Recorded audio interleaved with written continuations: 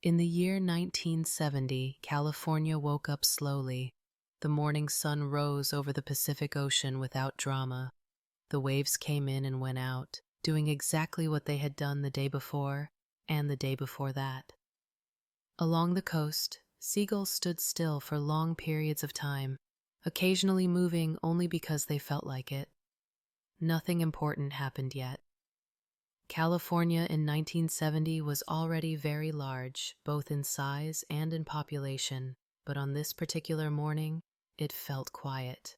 The highways existed, wide and gray, stretching across the land like long thoughts that never quite reached a conclusion.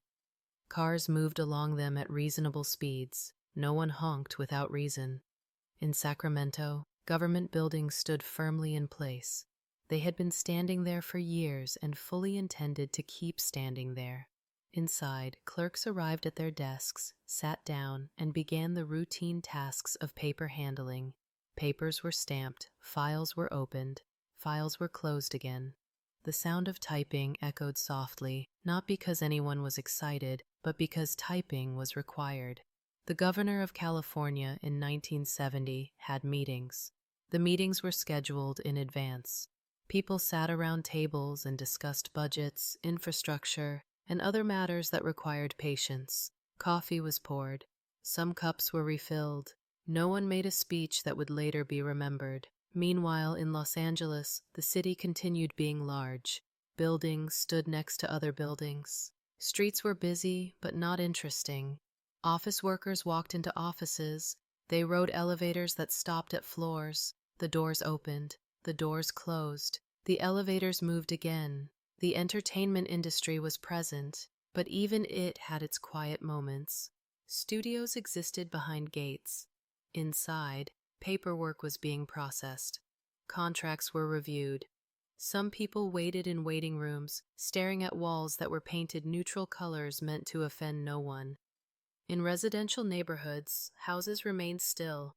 Lawns were watered slowly. Sprinklers turned in small arcs, repeating the same motion again and again.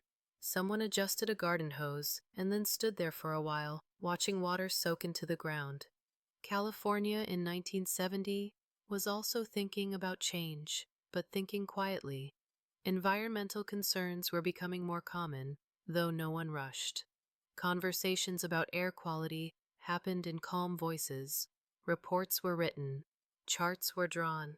The charts were studied carefully and then placed into folders. Factories existed. Some produced goods. Machines hummed at steady, predictable rhythms.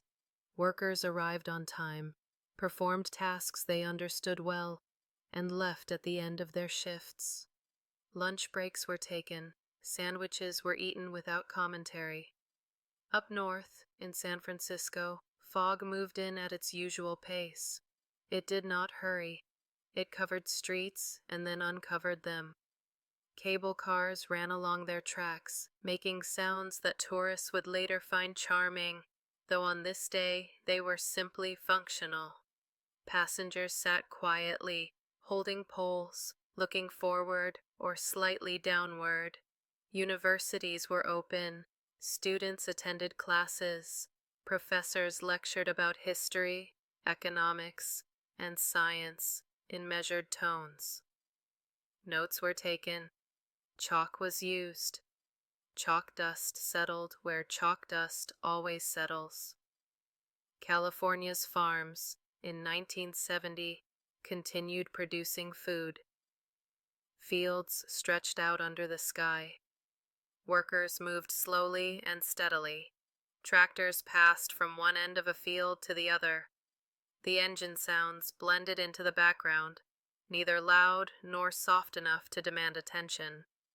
The Central Valley existed as it always had, flat, expansive, and patient. Irrigation canals carried water in straight lines. The water did not rush, it simply flowed.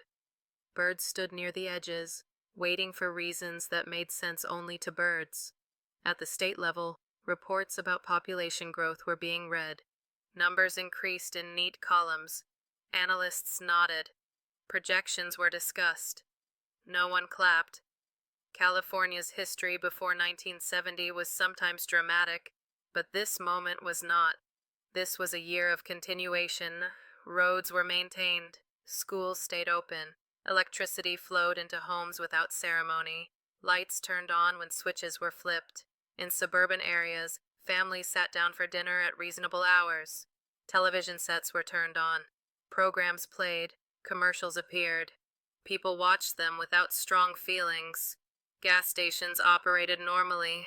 Attendants checked oil levels. Windshields were cleaned.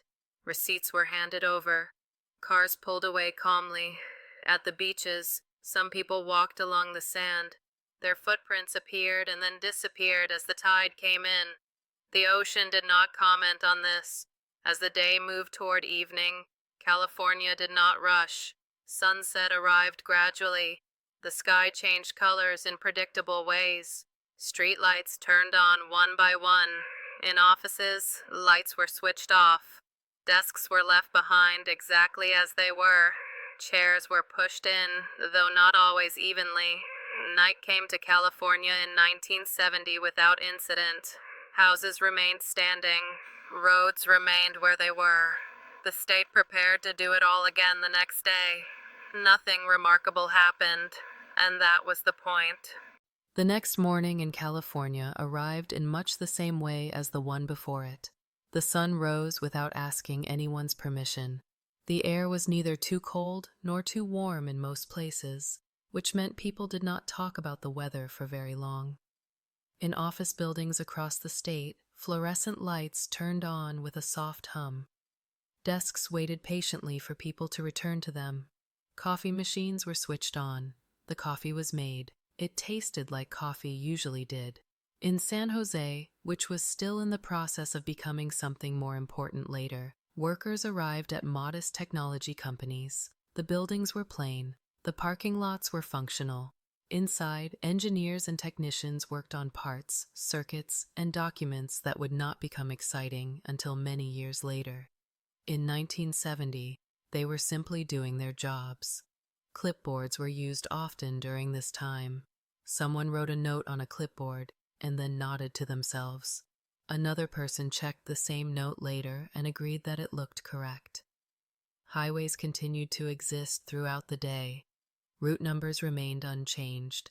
Green signs with white lettering pointed drivers towards cities they were already heading to. Traffic moved slowly in some areas and more slowly in others. No one was surprised. In classrooms, students sat in rows. Some chairs made quiet noises when people shifted their weight. Teachers spoke steadily about subjects that required attention but did not demand excitement. Pages were turned. Pens ran out of ink and were replaced. At city halls across California, meetings were held. Agendas were followed in the order they were printed. Items were discussed. Motions were made. Motions were seconded. Votes were taken. Results were recorded. The meetings ended at approximately the time they were scheduled to end. In neighborhoods, mail arrived. Envelopes were placed into mailboxes. Some contained bills, others contained notices. A few contained letters that began with polite greetings and ended with polite closings. Telephone calls were made. The phones rang. The calls were answered. Conversations took place. Messages were written down on small pieces of paper and placed near the phone for later reference. California's public transportation systems continued operating. Buses stopped at designated places. Passengers boarded. Passengers exited. Drivers followed routes they knew very well. Schedules were followed closely enough. In the agricultural regions, the work continued without interruption. Crops grew at the pace crops preferred. Workers adjusted equipment and waited for the right times to do the next necessary task. The land did not hurry. Newspapers were printed and delivered. Headlines existed, though many were not remembered long afterward. Pages were folded. Some were read carefully. Others were skimmed and set aside. Libraries remained quiet. People walked between shelves. Books were removed and later returned. Cards were stamped with dates. The sound of footsteps was softened by carpet. In suburban garages, people worked on small projects. Tools were laid out.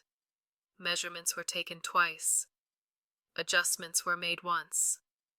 The projects progressed slowly, as they were meant to. Electricity continued flowing through wires. Water continued flowing through pipes. No one applauded either of these things.